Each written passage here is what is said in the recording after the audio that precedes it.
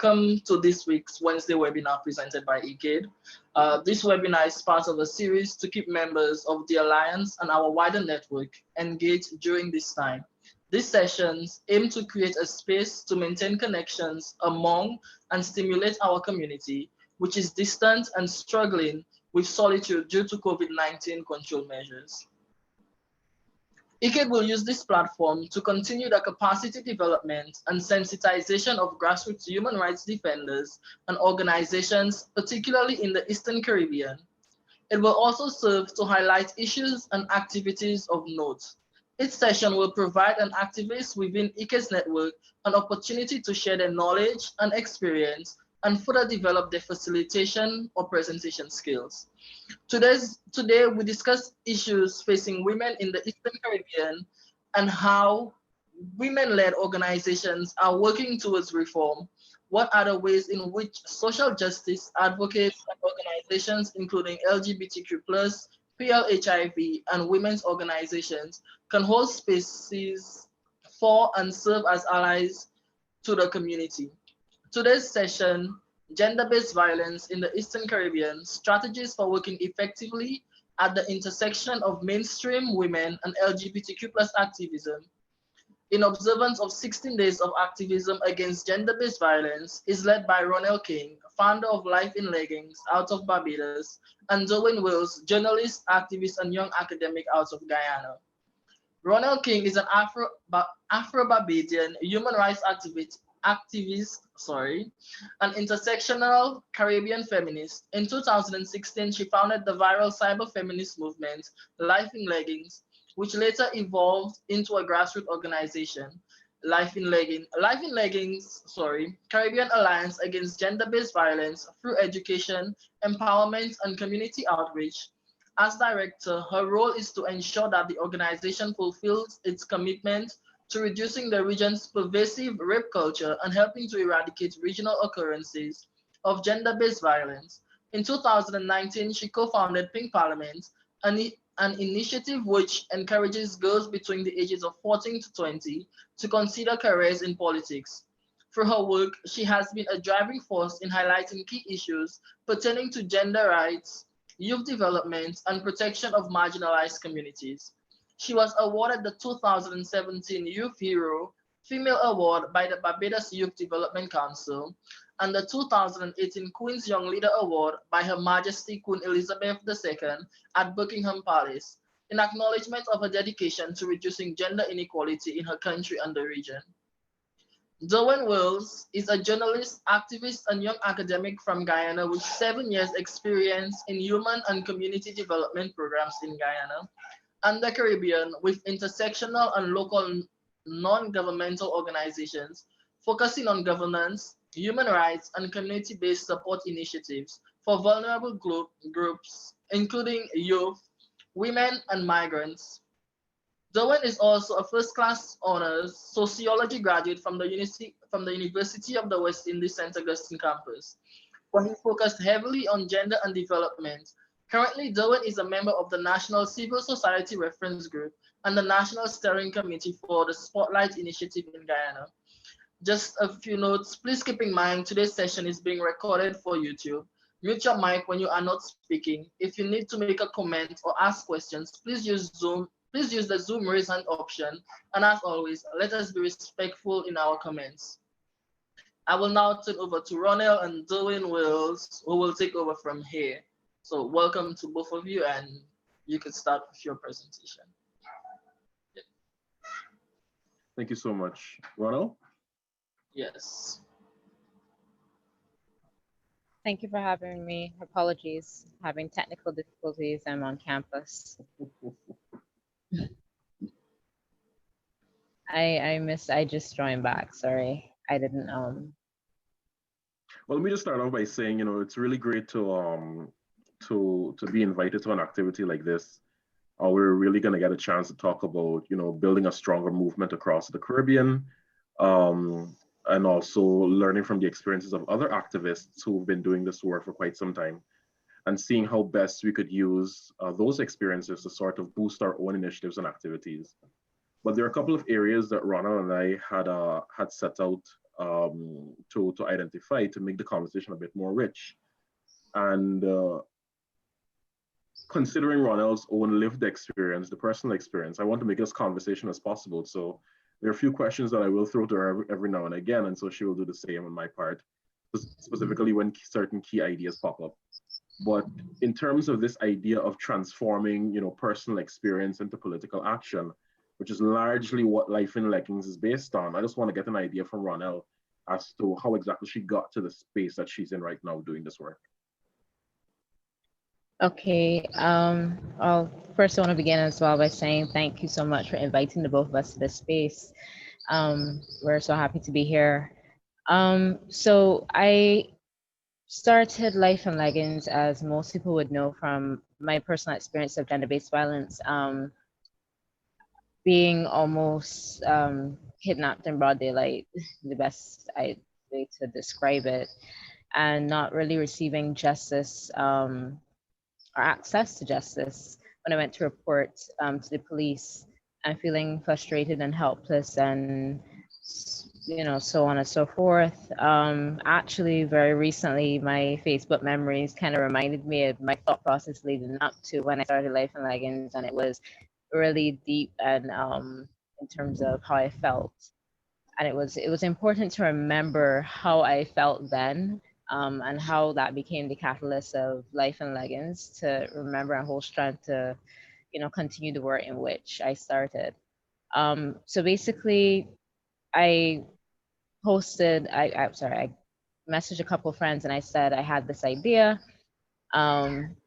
It was around a time in which there was a lot of conversation leading up to it around child sexual abuse, sexual harassment, and different forms of gender-based violence. It was in the papers constantly, and as a survivor of gender-based violence, it was very triggering. It was also very triggering having these individual conversations and people thinking, that these experiences are just yours, and you are the exception to the rule, that this is not the experience of many women. And so I felt, I had this idea in which women kind of breaking their silences, but also providing documentation as to not just gender-based violence, but how it truly affects Caribbean women, the different varieties. And what people, I think, also need to consider is how women would experience multiple types and multiple forms of gender-based violence all throughout their lifetime, and in ways in which they sometimes don't even register,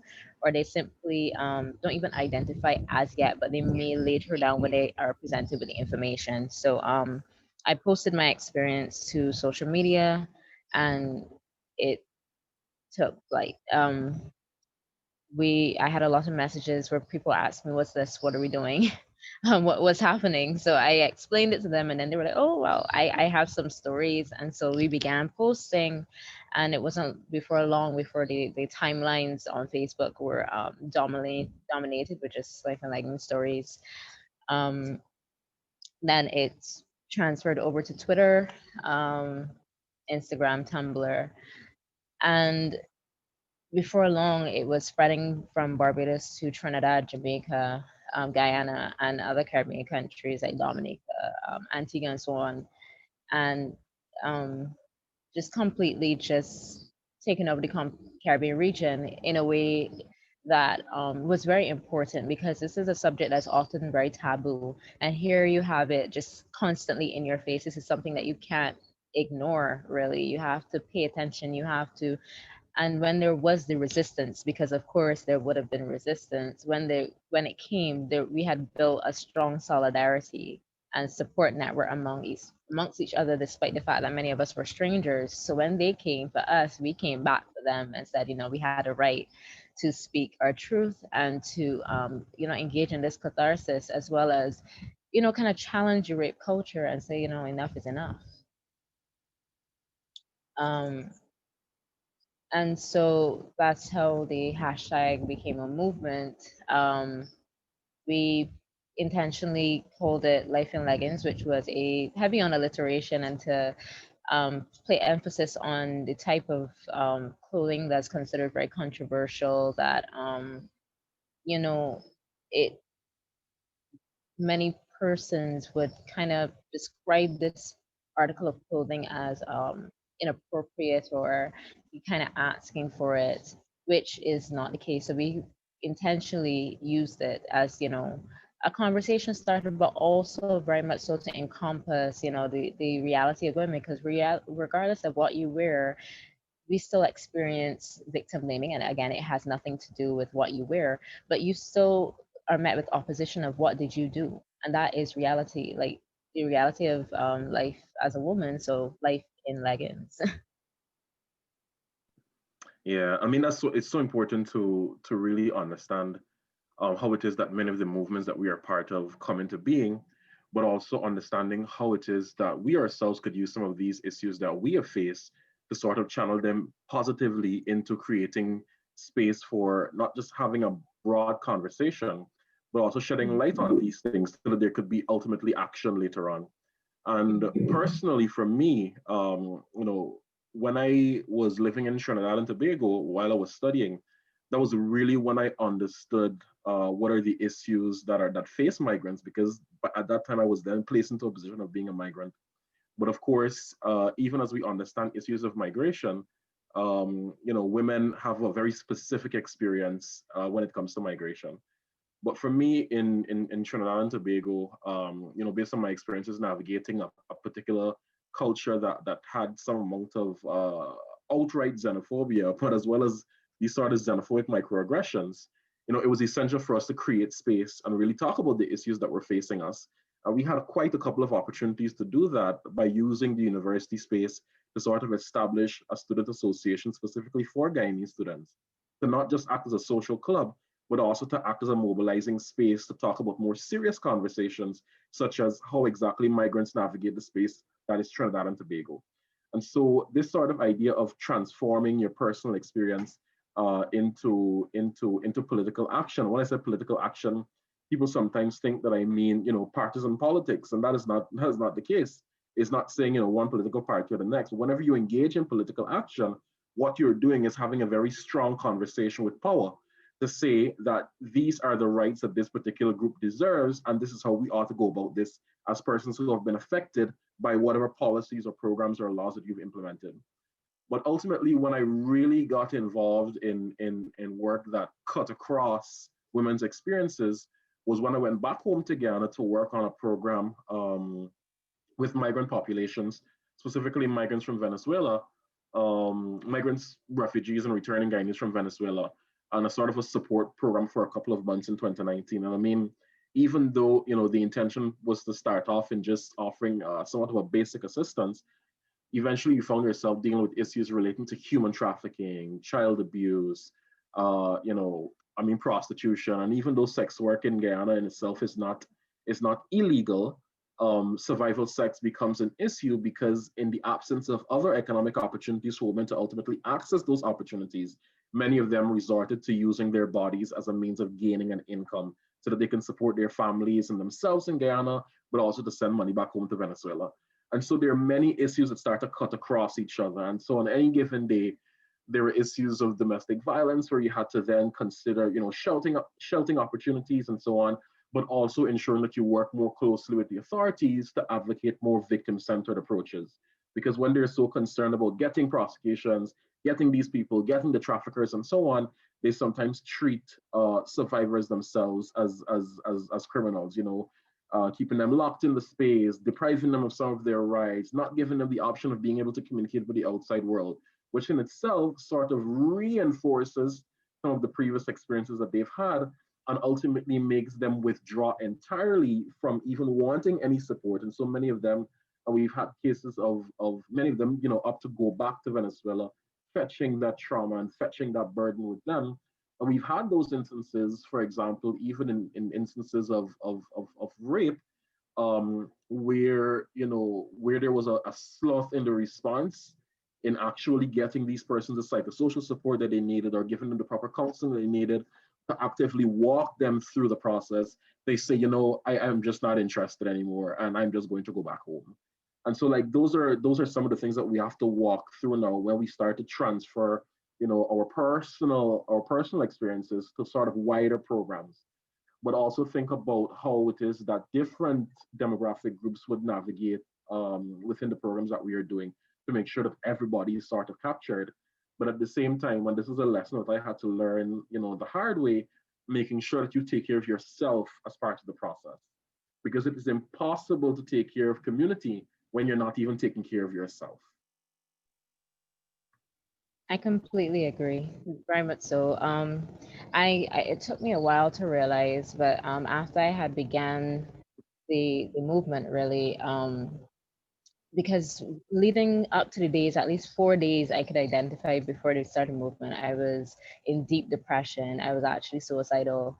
And so I kind of felt beginning the movement was either for me a decision of implosion or explosion, which is why I often describe it as, powerful movements are birth for frustration. And so despite the fact that, and now I started this thing late evening, and it went straight on for many days. Many days I wasn't getting enough sleep. Many days I was struggling to kind of navigate this space, because I began with raising awareness and wanting to become a NGO, but I thought I had time. I didn't expect it to take off the way that it did, and I was playing catch up. And then I was being put on, panels. I was being interviewed. I was being asked some pressing questions that I didn't have yet the information. I felt like I was expected to, have the answers, and it became so intense. And I was like, I signed up for this, so I have to do the readings. I have to reach out to people who are doing the work to collaborate and to get informed, so it was important to get the necessary steps and connections, these strategic partnerships. When UN Women reached out to us as quickly as they did, I was so grateful. They took us under our wing and trained the whole team in, gender advocacy, really. And then we had people like from the Institute of Gender Development who reached out to us, like Tanya Haynes, Dr. Tanya Haynes, who does a lot of work as it relates to cyber-feminism. So I had a strong support base outside of my organization. I had a support base to a certain extent within, but I found that, and I will get into this, I guess, a little bit later, that there was a conflict within my own organization as it was beginning, because of people who felt that they knew better the vision that they wanted from my organization, or rather how to take control of it and carry it in their own direction, because they saw the impact and the potential that it had. But I didn't have any experience in, obviously, project management. I was just, and I don't think a lot of people would know, I was just a young mother who was employed at an offshore company. I actually started this just while I was on sick leave. So I had to go back out to work, and I didn't have any. I had been a volunteer for many years, but I didn't have any NGO leadership skills and stuff. So I relied so heavily on those in my team who really took me under their wing, who genuinely took me under their wing, and other persons outside who saw that I needed help. And when I came to them with questions, people like Danya Piggott from Be Glad, when I messaged her and I asked her about, registering the organization and, the structure of an organization, all that, the women and the feminists in my life, they really stepped up and took me under their wing to assist me and make sure that, that I didn't make as many wrong steps, because you still make some, poor decisions at the beginning, but they also let me know, the poor decisions that they made, and some of them mirrored, so that I didn't feel as bad. But I think as well, what was very important was my mother often talks about it, and she tells me that it was good that it happened so early, and that you build something, you put your love, your heart, your soul, and you craft a vision for it. And what I ended up being faced with was a lot of ageism within my organization, because you had one half that was young and one half that was mature, and they felt that they knew better, that they could essentially lead better than me. So I had a situation in which they tried to take the organization from me They tried to get me to step down, and they even said, let them register it and they will give it back to me afterwards. And I got the advice to, nope, go register your organization. That's not something that ever happens, really.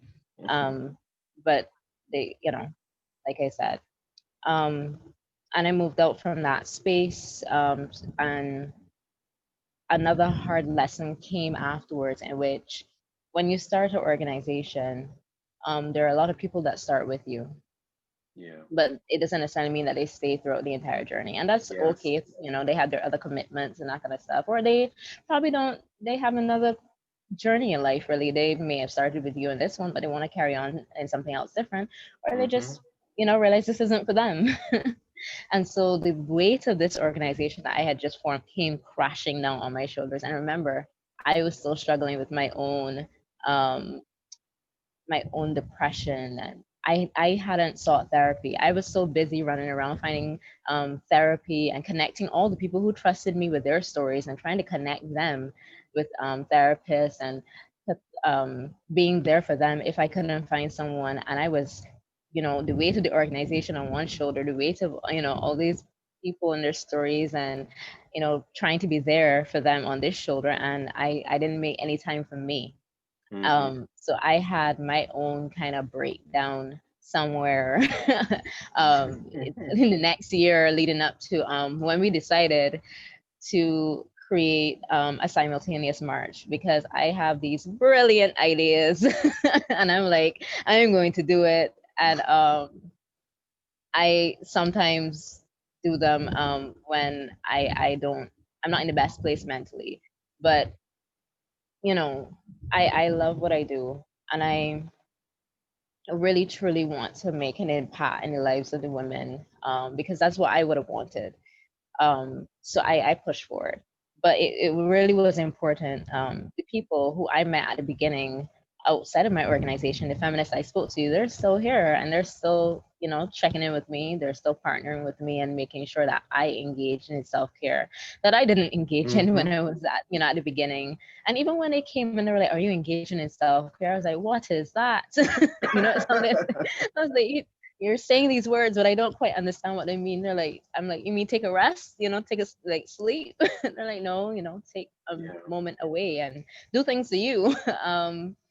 Just, and I found that to be, it took a while, but I got there. And you yourself have been known to tell me to engage in self-care as well, and vice versa. I think, as well as talking about the movement, one of the things that I found to be very rewarding and something that I hope is very dear to my heart is a lot of the people who trusted me with their stories, a lot of people who saw what I was doing and wanted to be a part of it, who are again still like they created long lasting friendships. Yes. And they're there when I need them at at my lowest, when I'm going on to the next steps. They're my cheerleaders. They're the people that I cry to and confide in, and vice versa, such as again yourself. And so yes, I with this journey, it was important to also take a step back and kind of now decide, okay, with the team that I had, this is what I want to achieve. But now that I have a smaller team, I still want to achieve this, but can I achieve it now, or can I achieve it within a year or two? Despite the fact that there was so much pressure, because as a digital, activist space, you don't want to lose the momentum. But I also had to take in consideration again my mental health and the quality of the work that I'd be putting out as a result of my mental health. Because if I can't, if I'm not right mentally, if I'm dealing with a deep and intense depression, I can't push out the quality of work that again will benefit the lives of the women that I'm advocating on behalf of. And so it was important to acknowledge that too. So we began the march. It was only at that time me and my assistant director. So it was just the two of us who pushed off this march. And it was also another lesson, and I'll wrap up so that you could, because you were there for this one too. It before when we pitched the idea of the march, they said, the team who was still there said, I don't think we should do this because they don't know how it could be done. This had never been done before, and they don't think it could be done. I was like, well, Life in Leggings hadn't been done before either, but it was done, well, not to this in this way. So, but we can forge the collaborations and the strategic partnerships across the region to be able to execute this march. And one of the things that we wanted was most important, that the legs of the march be controlled by civil society, because we had partners at the UN and government agencies like the Bureau of Gender Affairs and stuff, but we wanted it to be a completely civil society rooted march. So we had to do a lot of interviews and that kind of stuff. Yeah, I was on camera, so I had to turn off the camera just to talk to you. No problem. Not right now, no. And what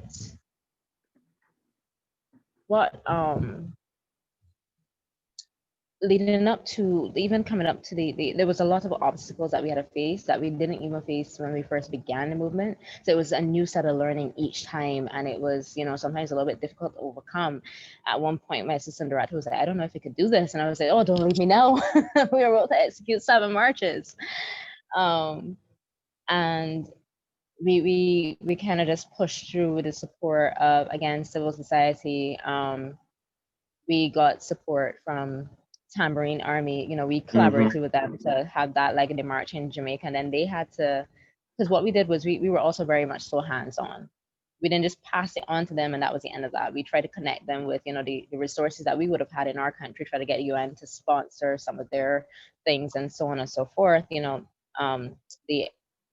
The collaboration with academia, have the institutes of gender development help with the messagings and the calls to action and stuff like that.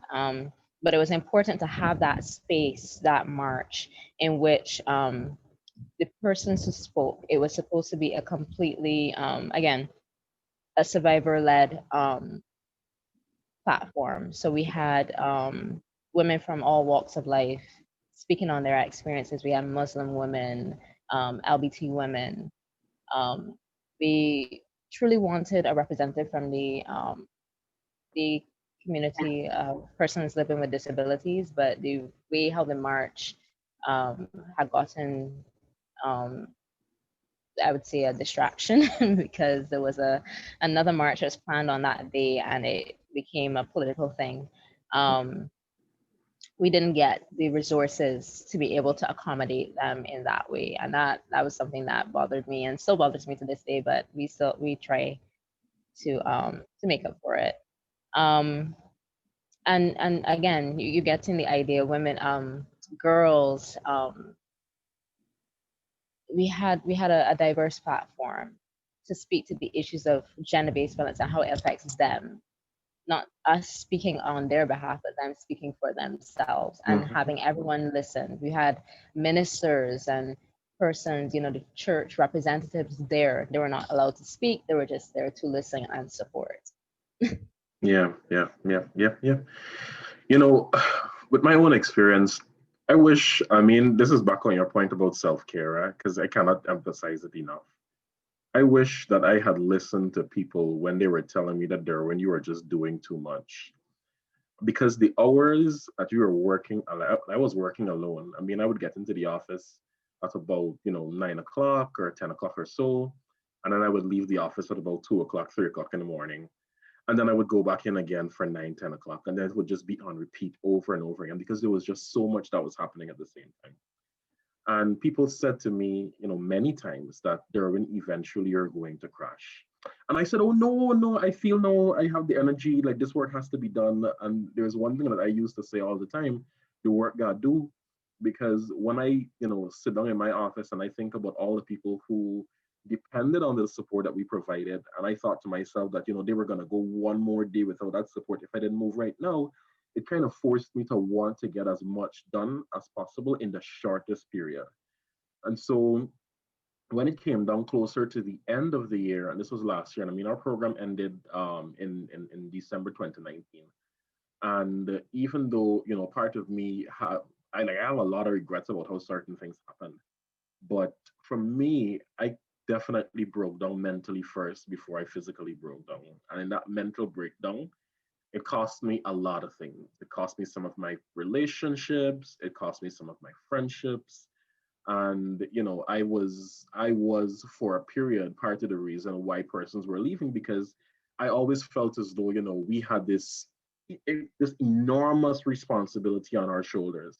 And I felt at some point that I was taking much of the burden of it because other persons were, and I didn't see it that way at the time. Other persons were just finding their own ways to navigate and to take care of their own mental health. But for me, it used to seem as though, persons had lost interest in the work that we were starting. And so I felt there was always a need to remind persons as to why we were doing this, and to also remind them of the population that depended on us. And so eventually, I mean, I it cost me a lot of relationships, like I said, but it wasn't until at the end of December, when I finally started to wrap things up, that my body actually crashed and I got so sick. I spent about 10 days in bed, unable to move, with the worst symptoms possible, intense migraines and so on. And I kept remembering all the people who said to me, Derwayne, you really need to take care of yourself. And it was coming close to my birthday because my birthday is in January. And I made this a strong decision to start incorporating myself into all the work that I was doing to make sure that I take care of myself. Because yes, I'm going to continue to motivate the team to make sure that we serve the population that we serve. But at the same time, like I said before, you can't do community work if you're not taking care of yourself. But as part of the closing off of our program, what I did for this year in particular was to take some time to really reflect on a lot that was happening, because I found myself dealing with burnout for a good couple of months. And I still have not gotten over the burnout that I sort of built up, all that working. So the burnout for me was way more extensive, to the point where, even when I convinced myself that I was prepared to go back to doing the work, I was saying to myself, yeah, Derwin, yeah, you are not ready for this. You are not ready for this. And so I still felt as though I was so withdrawn from everything. And so I had to keep giving myself more time, more time, more time. And I kept doubting myself. I think, and I mean, 2020 has been its own share of pressures. So and I guess because of the pandemic as well, it kind of forced us to really take things a bit slow, because everything just came to a grinding halt. And then when things came to a halt, I was like, okay. And then I started to breathe a little bit. But where I am right now, and this is also, the work that I hope to continue doing with the Spotlight Initiative that is happening in Guyana, is to engage in less direct implementation. I have so much respect for people who manage their own organizations and for people who lead and implement programs. Because you see, for me, I don't think I'm going back to it for just now. Like, that is not something I'm touching again for just now. So I will maintain the advisory capacity that I'm in right now, and to continue to, use my own experience to help people to understand um, that as part of the overall work that you're doing, you still have to make sure that you position yourself inside of it. And it means sticking rigidly to a 9 to 5 work schedule, and also not giving up your weekends. I cannot stress enough the importance of making sure that you keep your weekends to yourself. Don't set no meetings for Saturday just because you think you have the day. When are you going to take care of your mental health? And during all of the work that I was doing, I remember there were a couple of times when I broke down and cried. And the one time, times when I would always cry is when people would ask me, like, how are you feeling? And I would honestly say to them, I am so tired. And when I said to them, when I used that word tired, like, the tears would just start flowing, because you never allowed yourself to feel tired because you felt as though you were failing somebody when you felt that sense of being tired. But let me tell you, rest is a spiritual act. Rest is a spiritual act. And everybody deserves that period where they can engage in that sort of spiritual rejuvenation, because you are going to be more productive in the long run if you take these periods to get your rest. Guard your weekends jealously. I am saying that to everybody who's listening. If you're involved in the management of your own programs, or if you're involved in any way in program implementation or direct contact with communities, because sometimes you might have the best intentions, but maybe because you're so frustrated and because you're so tired, you might lash out at the community that you're working along with, and then it strains relations. So like, you always have to be conscious of what you're doing. And I think for me, I learned that a little bit too late. And so take your time, connect with your family, understand your support systems. But one of the things that we really want to touch on as well is the idea of collaboration and networking. And Ronelle really touched on this very strongly just now when she spoke about, you know, the partnerships that they've had with UN and so on, and the Gender Institute and feminists and so on, to really not only just build capacity, but also to give an outside perspective of things that are happening on the inside. And that is so essential for personal accountability and personal responsibility, but also accountability to community. And when I say this, I mean that we also have to be honest with ourselves about the limitations of our own programs. Don't try to do too much. I know that there's sometimes a lot of organizations that are doing the same work, and it creates a very serious competition, especially where there's competition for funding. But in that competition, what has to happen is that you need to understand where it is that your program would end and where someone else's program would begin. And so when I was working on the support program for migrants, what we would do is establish these referral pathways with other organizations that offer certain services, so that in the event that a person of concern, you know, presented themselves to our door or was identified by one of our field staff, then we would be able to say, okay, we have a partnership happening with, I don't know, the Responsible Parenthood Association, or you know, Red Thread or Help and Shelter, that offers a particular service that is not part of our overall program, but still you could hold on to the case management of this particular case.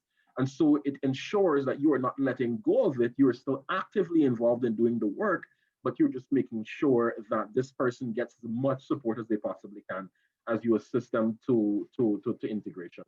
And so understanding where there are synergies, understanding where you can build your program, build solidarity, is extremely essential. But also essential is managing your conflicts, because I mean, conflict resolution is not a thing. It doesn't exist. There's no resolution of conflicts. You manage conflicts to ensure that there is the highest level of productivity, because sometimes the conflicts have different sources. As part of that conflict management, I mean, you should always have some sort of an internal mechanism. In the event that there is any conflict that emerges, you can ultimately activate that particular mechanism. And that is an organizational accountability mechanism that I think everybody should invest in. Like for us, for my program, when we had eventually thought through these sort of internal mechanisms for conflict management, I think it was a little bit too late, because there are already ideas that have formed in people's minds about them being, you know, underrepresented or underheard, that ultimately would affect their overall performance in the organization, and then they would withdraw. Like, you have to be honest about these things as well. And part of that honesty, it would help you to grow your organization, to grow your work, to grow your program, and in some cases, maybe even keep the same persons. But like Ronald was saying, you know, not everybody who starts with you will finish off the journey with you. But there is always a need to engage in reflection, even if it is at the end of the day. If you take an hour to yourself, like I used to do it almost every day, where from about 7 o'clock in the night, and I don't know why I'm in the office at 7 o'clock in the night, that should be criminal. At 7 o'clock in the night, you know, I would just turn off everything, close down the computer, and I would just sit in this chair and stare at the ceiling and just start to unpack everything. Because if you let those things roll over to you in the next day, then it makes it extremely difficult for you to think clearly. And so this self-care has to be incorporated inside of the work that we do. But also, if there's any way that you could establish these psychosocial support mechanisms for persons working on your program, then you could always make sure that even your staff or your volunteers or whatever have the support that they need, because they're receiving the traumas that are experienced by the communities that they work with, and sometimes internalizing those traumas. and they're going home with those traumas, and they're going to bed with those traumas. And when they wake up and they eat breakfast, they're thinking about these experiences. And so we always have to make sure that we're checking in with the people who are with us to make sure that they are okay. I completely agree. I completely agree. Um, First of all, not you calling me out about dragging people out the house on their weekends, because I think Parliament is that initiative that happens on Sundays, and all the people that facilitate are, guests. Well, not all, the majority of them are guests. And Sunday for a lot of them is their only day, but because they believe so much in the initiative and they love the idea of it, they volunteer their time. It's only 2 hours, but they very much so mention it, like Sunday is sacred. But and I'm there like every Sunday. In addition to having school, in addition to being a mother, in addition to having another organization, or rather the overarching organization, and my other things like social life and so on and so forth. So where do I get the time? But yes, going back to collaboration, touching on the crash. For me, the crash came after the marches. After that, I wanted to go on to another initiative, but again, it was the two of us. And well, my assistant director crashed first, and it took her like months before she came back, like ready to have even a discussion about starting anything. So I had to carry it for myself for a long time. And I put a lot of pressure on myself because, to be honest, I placed the opinions of people who were not doing the work, or people who just had an opposition really over my own voice, or those who were actually doing the work. So there were people who were like, "Oh, where's life in leggings?" So, "Oh, do you see that the team is smaller now?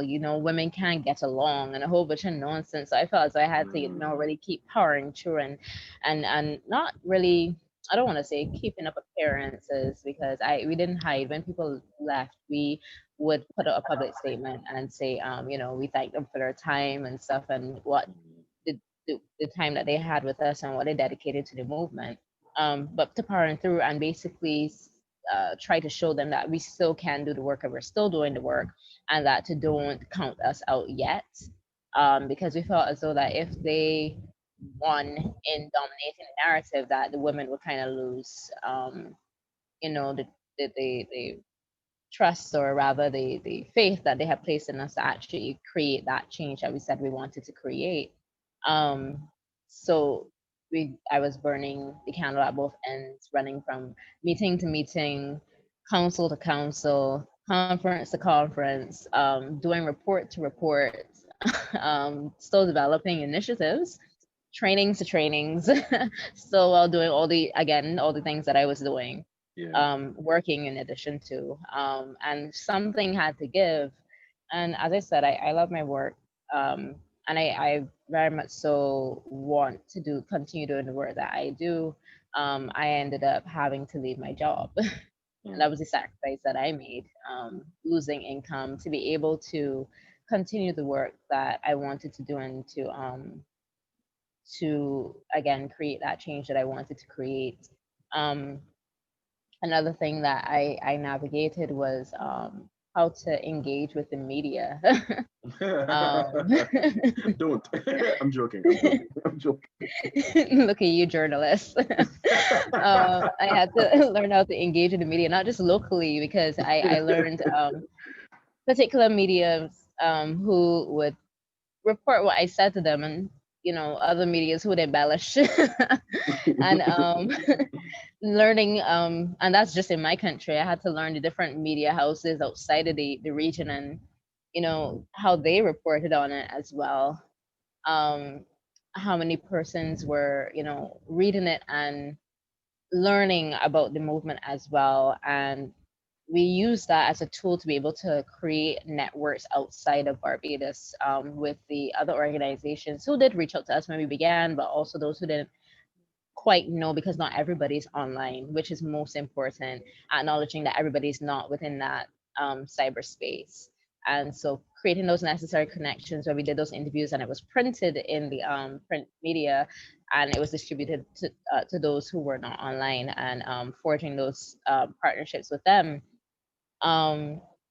Yes, it was very much so important to kind of learn to,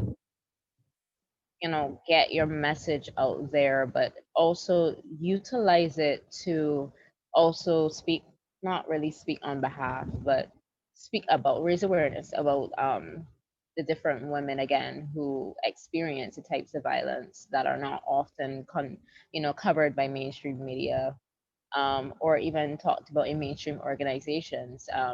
What I wanted with Life in Leggings as an intersectional feminist was it to be grounded in my principles, and not to just be talking about gender violence as it relates to cisgendered heterosexual women and only talking about domestic violence and intimate partner violence. I wanted to talk about or acknowledge or give space to, again, migrant women and LGBT women, women with disabilities, sex workers, touch on human trafficking, so on and so forth, all these different intersections that were so very important. And so we had to build, again, those necessary collaborations and strategic partnerships to be able to connect with those underground who had been doing the work before us, because we are not starting anything new. This has been a movement that has gone on long before I was born. I'm just taking the baton, really, and carrying it as far as I can take it, essentially. But at the end of the day, I will have to pass it on to somebody as well, and that's what we hope to do with Pink Parliament. Mold the next generation of women's leaders, to tackle these issues from a intersectional approach, but also understand, the political history, the ability to create change. When you have more women in parliament, but also more women who are gender focused in their policies and advocacies and so on and so forth. Like even simple issues like climate change and disaster, you have to look at that from a gender focused approach. Things like that.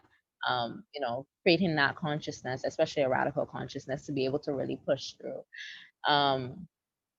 So yes, I think on the side of conflict, it was in doing so, in trying to create those partnerships, I also encountered people who felt as though by just simply trying to collaborate with them and simply just trying to support them, they felt I was mashing their toes. Yes. And they reacted so negatively. It was unreal. And I couldn't believe it. I was like, I am sacrificing, my free time, really trying to make the most out of my platform to give you space, or try to just raise awareness, or try to encourage other mainstream organizations like mine to center your to also give space to your issues, or center, or and you're kind of like giving a reacting negatively, or trying to sink my organization, went that far. And I tried not to take it personally. I said at the end of the day, listen, this is something I'm passionate about. I care about issues like LGBTI issues, and I'm going to do as much as I can for these issues. If the participants of this particular organization don't want my voice there, I would just respect it, but I would still support in the ways in which I can. So for instance, they didn't want, let's say one of them didn't want the solidarity statements because they felt it would, I guess, take away from their messaging. And I said, okay. They didn't tell me that directly. It came back to me. I said, okay. What I did was, when it was, reported on, I knew it was going to have a backlash in the comment section, because of course, whenever you touch on LGBTI issues, the Christian fundamentalists or just persons who completely disagree just rush to the comment section, and they're very, very just verbally abusive. And so I just defended them, or educated in the comment section. I took a lot of the beatings so that they didn't have to. So that they could focus on their advocacy, essentially. And I saw that as my role as an ally in that space.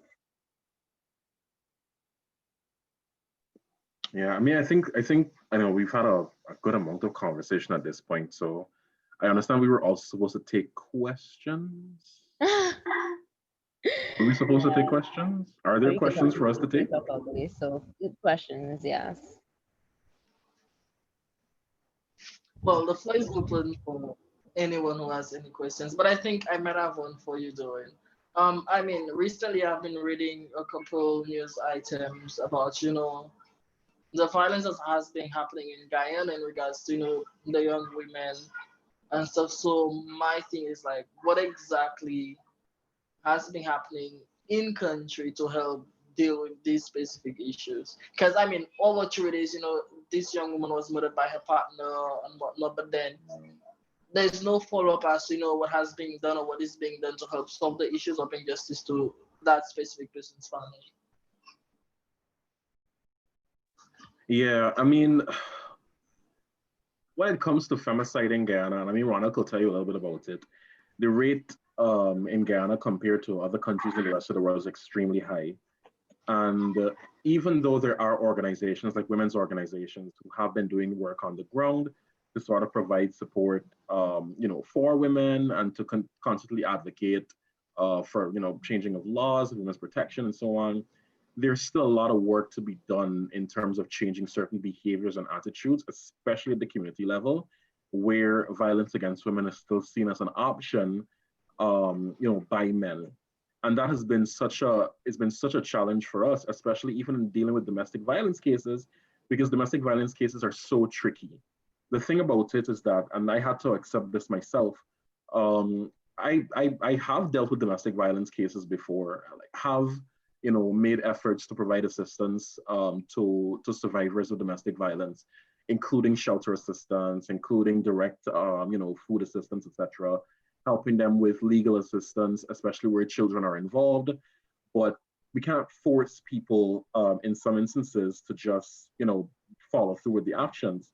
The way the domestic violence legislation is set up in Guyana is that it's not criminal at first. And so if a woman were to, present herself to the magistrate's court in Guyana to apply for a protection order, the protection order, a temporary order would be issued, and then there would be a hearing before a magistrate where both parties would have to present themselves.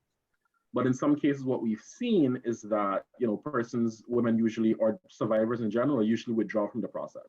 There's some persons who feel as though the process is not as thorough as it probably should be. And there are also some who feel as though, they don't want to see their partner go through this the full punishment. And so there's a lot of initiating of action and then withdrawing of action.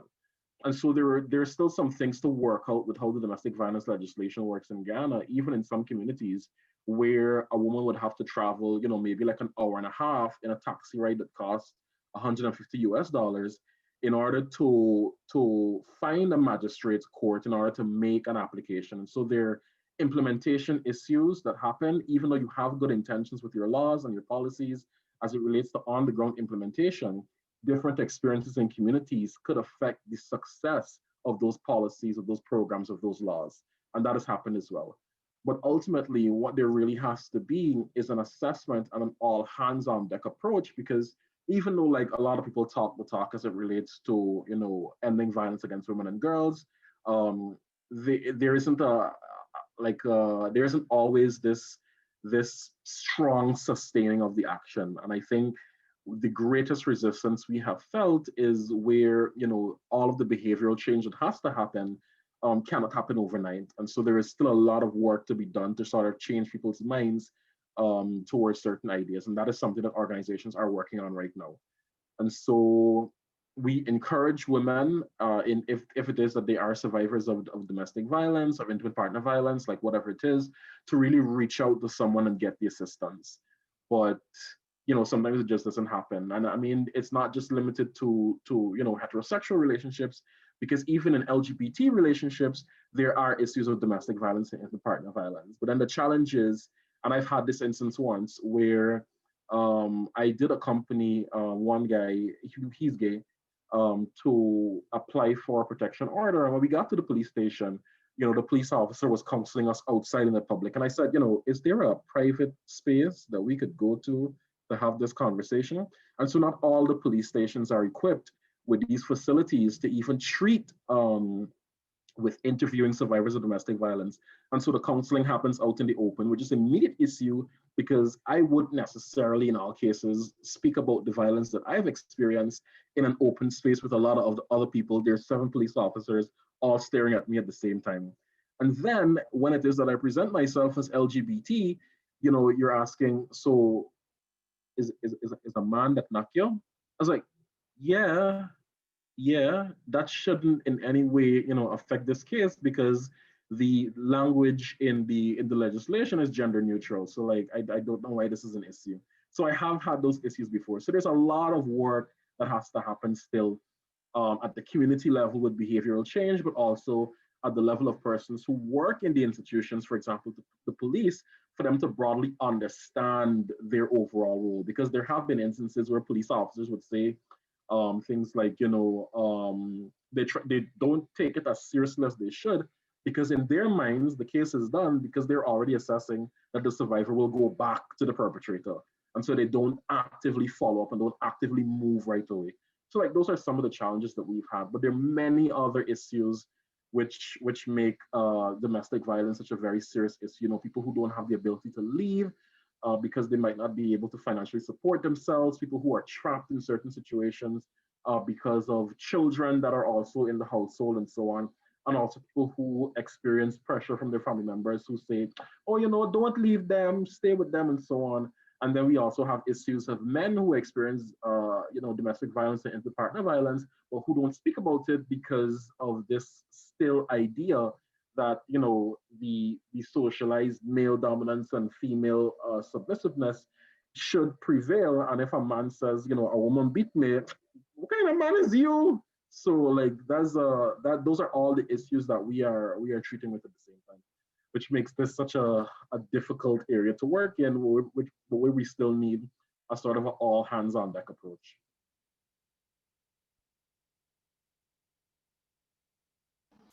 Yes, and I think that's more or less like the best route to go, in fact. And I think it's something that not only in Ghana, but I think happens everywhere, where they think that, you know, the victim might want to go back with the perpetrator in the first place. So they tend not to want to move fast or work swiftly enough to get it done with. And so yeah, that's how it is. And I guess we just have to try our best to deal with the issue and see how best we could assist these individuals. Yeah, So I right mean, now, yeah, and sometimes it gets super complicated. So for example, and I want to, let me just point out some of the dynamics. So a migrant woman came, she was in an intimate relationship with a national of Guyana. You know, he's Guyanese, she's an immigrant living in Guyana, but they have a child together. And so she approached our organization, you know, asking for assistance because she was a survivor of domestic violence. Like, okay, good. Explain the process, explain the options that are available, proceeded to provide assistance. She was relocated to a safe space where she was with a family member. And when it came to actually going to the court to even get the protection order, when she filed for her protection order, he then filed for a protection order against her, claiming that she was abusive towards him. After that happened, no, he had a friend that was working inside of the court system who did some shaking around, and the case against her was going to come up before the case against him. And so in the first case, she, being the person who approached us for assistance, was going to be seen as, you know, the perpetrator of violence. And I was like, oh my God. The good thing about it is that our program at the time had a lawyer that was working along with us pro bono. And so the lawyer approached the court to ask for the court to consolidate the two matters into one. And so it really would not, you know, create this bias that she was the you know, I guess the initial perpetrator or whatever. And so after he did that, he then took it a step further by going to the Child Protection Agency and indicating to the Child Protection Agency that she was refusing to let him see his child, which is another layer of institutional violence that was going to be brought onto her. Because let's say that the action were to go through, where it is that you know, she's seen as the perpetrator, and it becomes no longer a matter for the Domestic Violence Act, but for the Criminal Law Offences Act, because it's assault and battery. She would be subject to deportation. He wouldn't. And so it layers on so many issues at the same time that forces us to think about domestic violence, not in a linear path, but within all the issues that are happening at the same time. That was an extremely delicate case, but in the end, the interesting thing is, you know, they ended up back together. So, right. But we have to accept that it happens like that sometimes. But even though in some cases we know that the survivor will end up back with the perpetrator, whenever that survivor shows up again to say, I would like to have assistance, we treat it with the same level of urgency every single time, regardless of the number of times that they have approached us. That is true.